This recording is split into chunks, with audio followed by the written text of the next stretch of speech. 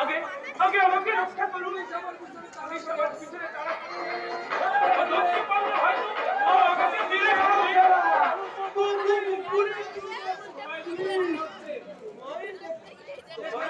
তোমায় দেখে মনে হচ্ছে তুমি অন্ধকার দিকে উঠে এসেছো। ভয় নাই বৎস, অন্ধকার থেকে দেখো উঠে এসেছো। আমার কাছে যখন আশ্রয় নিয়েছো, আমি তোমায় মুক্তি মার্গের সন্ধান পৌঁছে দেবো বৎস। যাও, ভেতরে কিন্তু আত্মগোপন করো।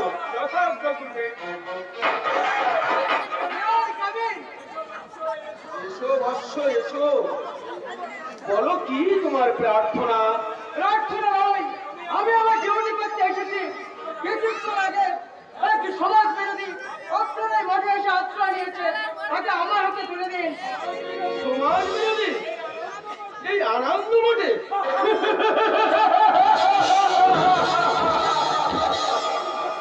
আপনি হাসছেন? তোমার প্রলাপ শুনে অনেকদিন পরে হাসলাম বৎস।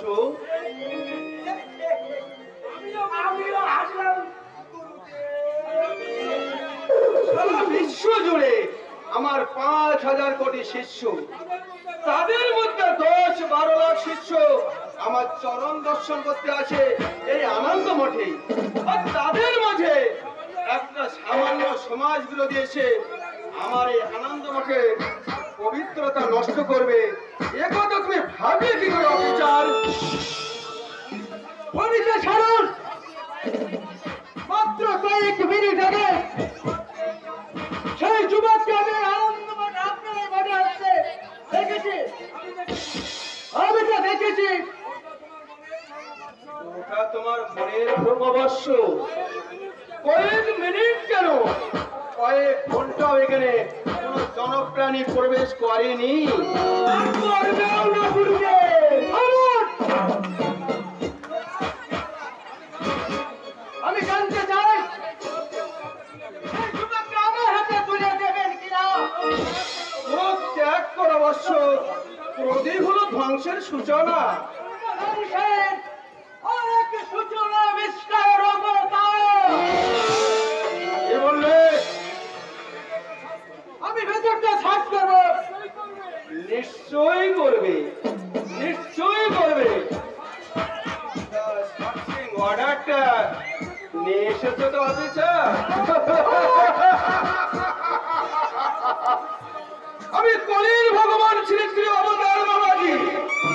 আর ওই আধ্যাত্মিক বিজ্ঞান আইন সবকিছু আমার লোকদর্পণে। আর এইটুকু আমার অবশ্যই জানতে বাকি নেই, কোনো সার্চিং ছাড়া কোন মঠ এবং মন্দিরে একটা সাধু ব্যক্তির বাড়ি সার্চিং করতে পারো না।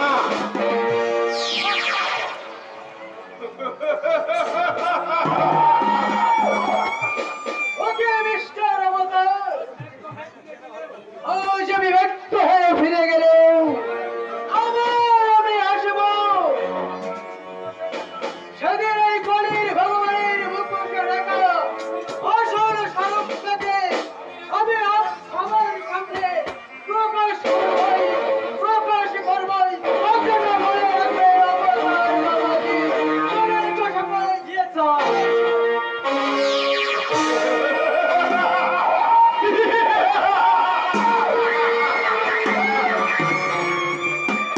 একটা ছোটখাটো ব্যাপার নিয়ে চ্যালেঞ্জ করে গেল একটা সামান্য পুলিশ অফিসার।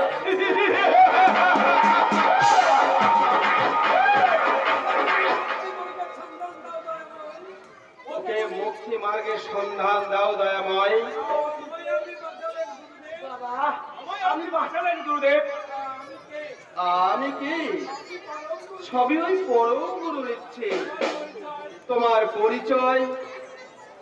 আমার নাম বঙ্কেশ, আমার কোনো পরিচয় নেই। লাউ খেলা। হ্যাঁ দাদা, মা কুমার অবস্থা আমাকে জন্ম দিয়ে মা তার সামাজিক লজ্জা থাকতে আমাকে পথের মাঝে ফেলে পালিয়ে যায়। আমাকে পুড়িয়ে মানুষ করে আমি 7 বছর তার কাছে মানুষ করি। সে মারা যাওয়ার পর খেটে খেটে কত ক্ষত বিখ্যাত হয়ে গেছি। এখন আমি পকেট কাটি স্মাগলিং করে সবাইকে নোরামি মানুষ করতে। সাবাস বৎস, সাবাস। আমাকে আপনার দেব বৎস, দেব। তোমায় দীক্ষা দিয়ে আমি সিদ্ধি লাভ করিয়ে ভক্তিমার্গের পথেই পৌঁছে দেব। যাও বৎস, বিশ্রাম করো। আনন্দ, এবার আমি ধ্যানে বসবো। ওম শান্তি, ওম শান্তি, ওম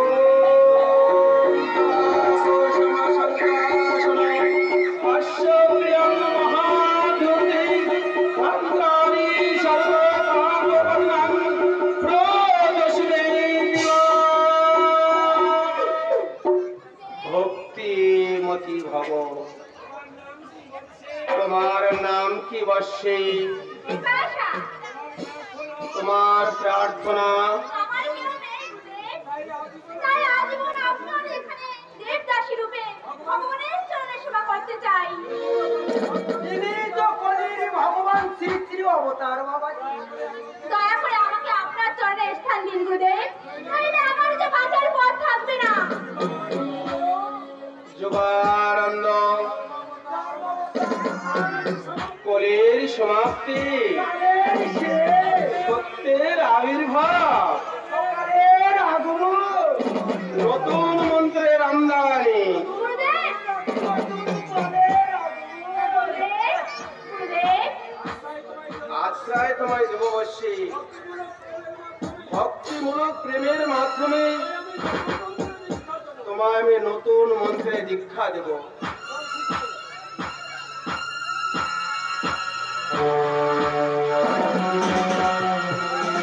বলো,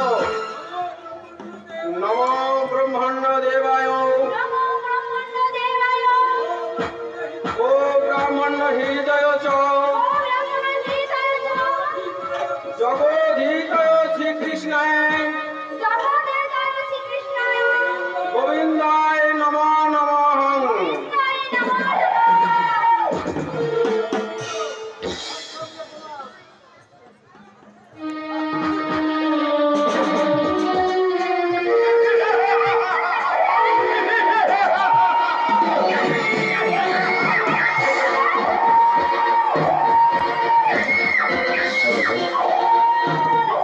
শেষে প্রশ্ন দি, সিদ্ধি লাভের প্রশ্ন দি।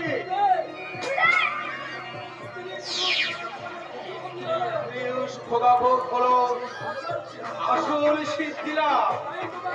তাই তোমাকে আগে অবতার বাবাজি তোমার ভক্তি করে। তোমরা আজ দেবতাকে পুজো করে এসেছো, সেই লম্পট আমাদের বাবাদের ধর্ম একটা নারী নারীর জনম।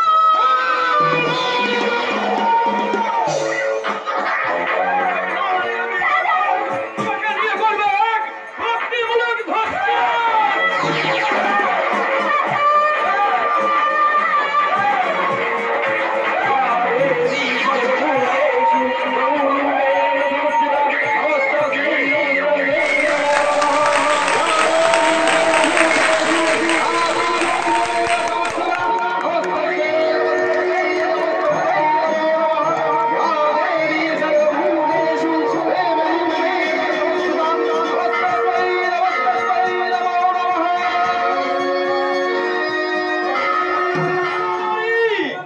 ওই তোমার সিদ্ধি লাভ থেকে ভেসে আসছে মহামন্ত্রের সুরধন।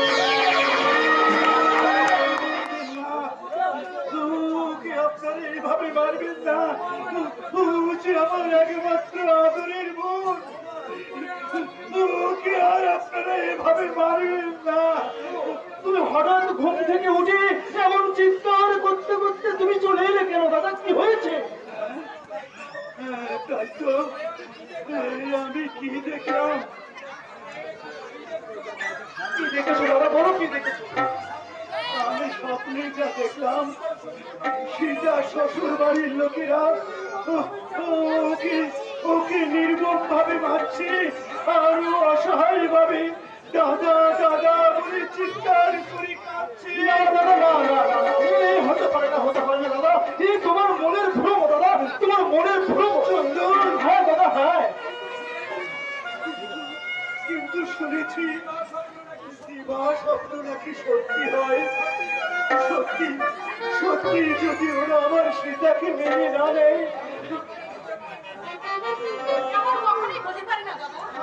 আমার মন বলছে সেটাকে ওরা মেনে নিয়েছে, সেটা বেশ সুখেই রয়েছে। থাকবে না একটা জীবন, হতভাগী কত কষ্টই না করেছে, এবার এবার তো সুখে থাকবেই। সেটার জন্য আর তোমাকে চিন্তা করতে হবে না, আর তোমাকে চিন্তা করতে হবে না। আর তাছাড়া তুমি কিন্তু অসুস্থ, ডাক্তার তোমাকে বেশি কথা বলতে নিষেধ করেছে, তুমি একেবারে বেশি কথা বলবে। দূর বোকা, এখন আমি অসুস্থ আছি,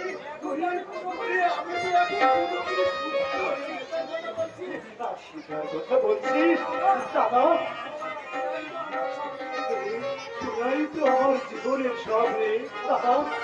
বাবা মা মারা যাওয়ার পর সেই ছোট্ট থেকে দুদিন আমি কোলে পিঠে করে মানুষ করেছি। দুদিন কথা ভাবতে ভাবতে জীবনের 3টে কাল আমি পার করে এসেছি। শেষকালে এসে তোদের সুখটুকু যদি আমি দেখে যেতে না পারি, বলেও কি আমি শান্তি পাবো না রে, বলেও কি আমি শান্তি পাবো না।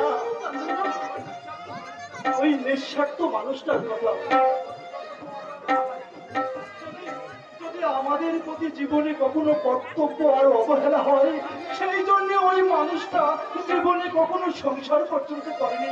জানো তোমরা জানো, আমার সবসময় কি মনে হয়, আমি ওই মানুষটার ভাই হয়ে জন্মগ্রহণ করতে পেরেছি, তার জন্য আমি যে নিজেকে ধন্য বলে মনে করি। তোমরা হ্যাঁ, দাদার স্নেহের প্রাচীর ভেদ করে কখনো কোনো দুঃখের ছায়া আমাদের উপরে পড়তে যায়নি। জানো তোমরা, এবার তুমি প্রস্তুত হও চন্দ্রকোনা, আমি সবসময় তোমার পাশে ছিলাম, আমি তোমার পাশে ছিলাম। তুমি তো আমার পথে প্রদর্শী, চন্দ্রকোনা, তুমি আমার কর্মজীবনের একমাত্র প্রেরণা।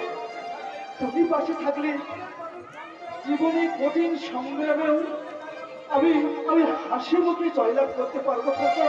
আমি হাসি মুখে জয়লাভ করতে পারবো। চন্দ্রকোনা, তোমার ওই দুটি চোখ নাকি ওই নাকি ওই ঠোঁটে থাকা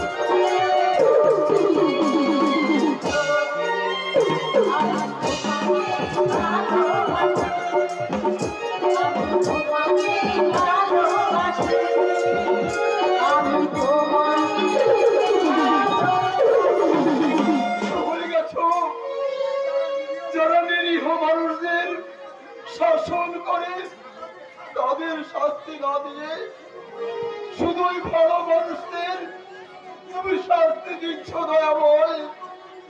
তুমি শুধু নিষ্ঠুর নও, তুমি পাষাণ, পাষাণ। পবনদা, পবনদা, তুমি কি এখানে আছো পবনদা? হ্যাঁ বৌদিমণি। পবনদা, আমায় একটু পালতলায় পৌঁছে দেবে? কেন বৌদিমণি? মায়ের কাপড়গুলো পরিষ্কার করে দিতাম।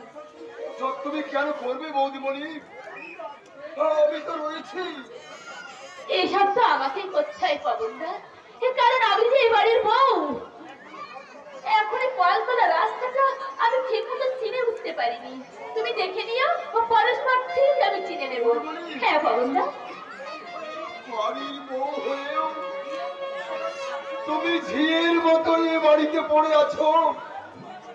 এই অন্ধ চোখে দিন রাত এই সংসারে খেটে চলেছ। পবনদা, এত কষ্ট তুমি কি করে সহ বৌদি বলি? যারা জন্ম অন্ধ তারাও তো সব কাজ করে থাকে পবনদা। তোমরা ভেবে নিও আমিও জন্ম থেকেই অন্ধ। বৌদি বলি তা কেন ভাববো গো বৌদি বলি? আমাদের চোখের সামনে ওরা তোমায় অন্ধ করে দিল। পবনদা, আর ওই বড় দাদা বাবুকে তোমার কাছ থেকে আলাদা করে দিল। এসব কি সহ্য করা যায়?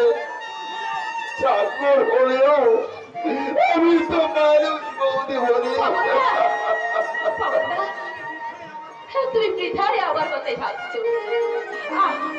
ভুল ত্রুটি দেখলে মা তো মেয়েকে শাসন করবেই। আর আমি যদি সেইটুকু সহ্য করতে না পারি তাহলে আমি কেমন মেয়ে? তুমি নিয়ে হওয়ার চেষ্টা করো বৌদি বলি। পবনদা, ওই নিষ্ঠুর পাশানি নীলিমা কখনো মা হতে পারবে না। পবনদা, পবনদা, আমার সামনে তুমি কোনোদিন আমার গুরুজনদের অপমান করবে না।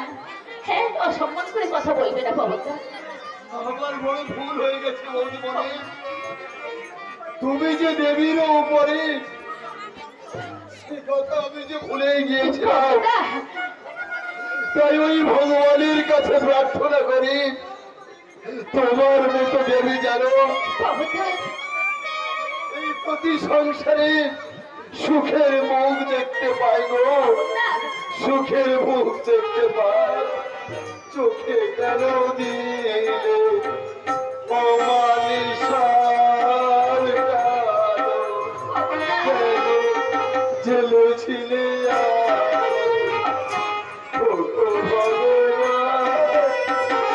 ও দয়া।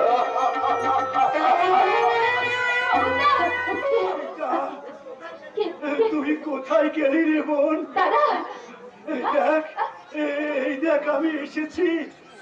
দাদা, দাদা, দাদা, দাদা, তোর কি হয়েছে রে সীতা? তুই এমন ভাবে পড়ে যাচ্ছিলি কেন? হিরে যে আমায় অন্ধ করে দিয়েছে। দেখি তুই অন্ধ। আজ আজ এই জীবন গাঙ্গুলির একমাত্র বোন আজ দৃষ্টিহীন, আজ অসহায়।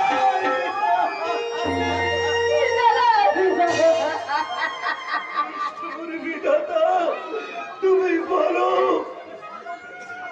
এই সরল নিষ্পাপ মেয়েটা তোমার চরণে কি এমন অপরাধ করেছে?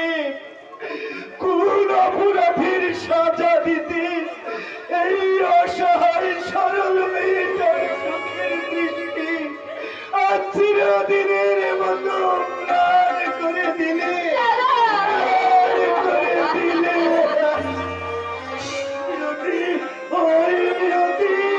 কেন আমার চোখের দৃষ্টি কেড়ে নিলে?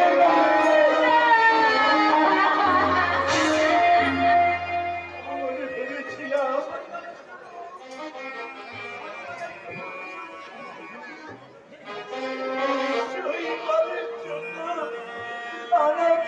পাঞ্জাবি আর তোর জন্য আনা এই শাড়িটা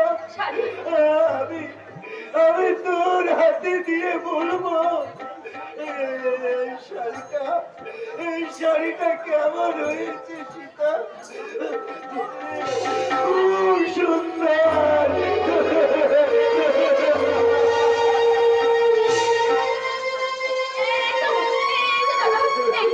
আমি ওই শাড়িটা আমার গায়ে জড়িয়ে দিয়েছি। তুমি বলো তো আমার গায়ে কেমন লাগছে?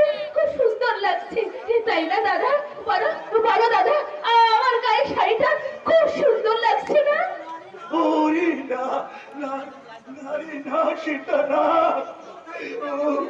ও কথাই তুই আমায় ভোলাতে পারবি না রে। তোর তোর প্রতি এই নিষ্ঠুরতার জন্যে ওদের আমি ছাড়বো না, ওদের আমি কিছুতেই ছাড়বো না। আমি এর জবাব চাইব, জবাব। তার আগে তুই জবাব দে, ছোট লোকের বাচ্চা। জবাব দে, কত টাকা পটফল দিয়ে তুই তুই তুই তুই তোর বোনকে আমার ছেলের সঙ্গে বিয়ে দিয়েছিস? মাসিমা, হ্যাঁ তাই।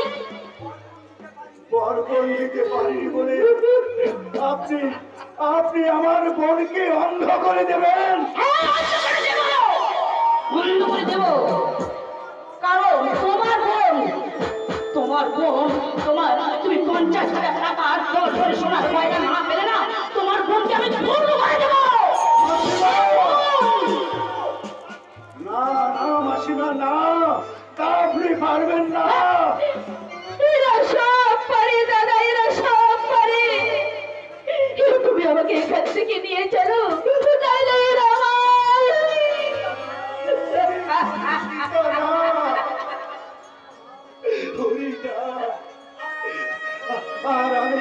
আর আমি কোনো ক্ষতি হতে দেব না রে বোন। আজ এখনই এই মুহূর্তে তোকে নিয়ে আমি ফিরে যাব।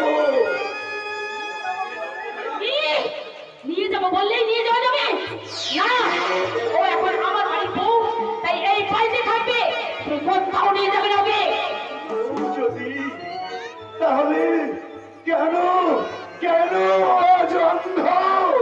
এ বাড়ির বউ যদি, তাহলে কেন দিনের পর দিন ওর চোখে অশ্রু ঝরছে? মাসিমা,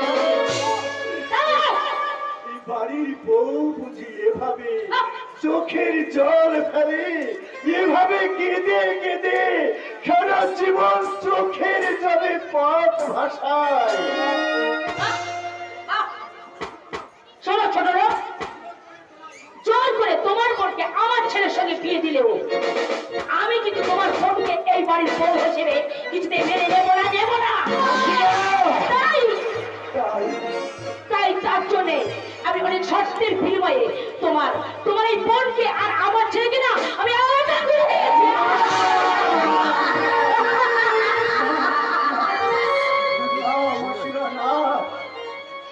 শোনো, যেদিন বরপনের 50,000 টাকা আর 10 ভরি সোনার গহনা আমার হাতে তুলে দিতে পারবে, সেদিন তোমার বোন এই বাড়িতে বইয়ের স্বীকৃতি পাবে, তার আগে নয়।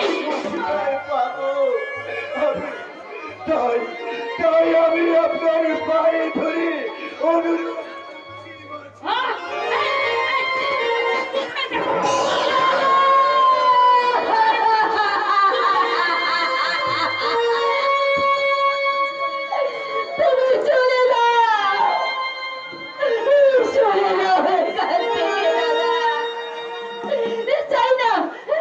আমি মধুর মর্যাদা, আমি মরতে চাই। ওরে নারী না, ওরে তুই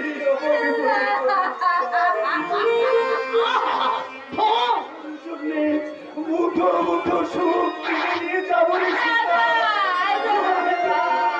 আমি মুঠো মুঠো সুখ কিনে দেব।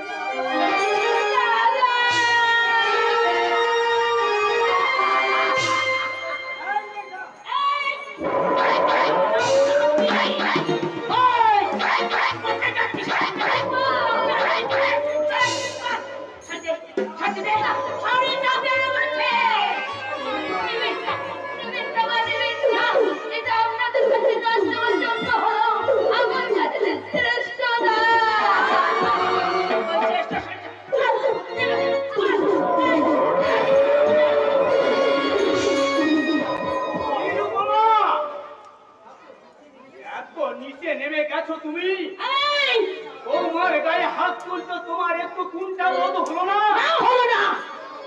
হ্যাঁ। ওঠো বৌমা। ও বাবা রে, একেবারে জড়িয়ে ধরে বড় আদর করে বসাতে কেন? নিরুপমা। ছি, ছি, ছি, ছি, ছি, ছি, তোমার লজ্জা বলে কি কিছু নেই? আহা, বৌমাকে জড়িয়ে ধরে এই হলো তো নিরুপমা। হ্যাঁ, ওই নোংরা বেরোচ্ছের নিচে আর কোন শ্রেণী আছে? আমার সেই শ্রেণীর মধ্যে তুমি পড়ো। কি? তুমি এই, খবরদার বলে দাও। খবরদার বলছি, তুমি তুমি আমাকে আমাকে এইভাবে অপমান করে কথা বলবে না বলে দেখছি। তার কোনো মানেই নেই। তার আবার অপমান কিসে? কি বলছে? এই শোনো, আমি কিন্তু তোমাকে সাবধান করে দিচ্ছি প্রভাব। তুমি এবার যদি কোনোদিন আমাকে অপমান করো না, আমি স্বামী বলে কিন্তু তোমাকে ক্ষমা করবো না। চট নেকামো। মা, আরে বাংলার বধূ,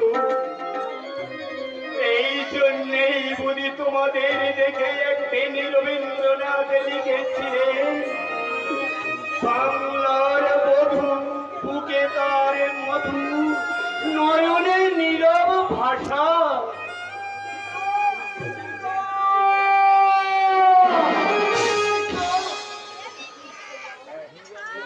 তুই এসেছিস ভাইবাল, তুই এসেছিস। সেই দেখ, এই সংসার কারাগারে ফেলে যাওয়া তোর পাশার প্রতিমা কেমন চোখের জল ফেলছে।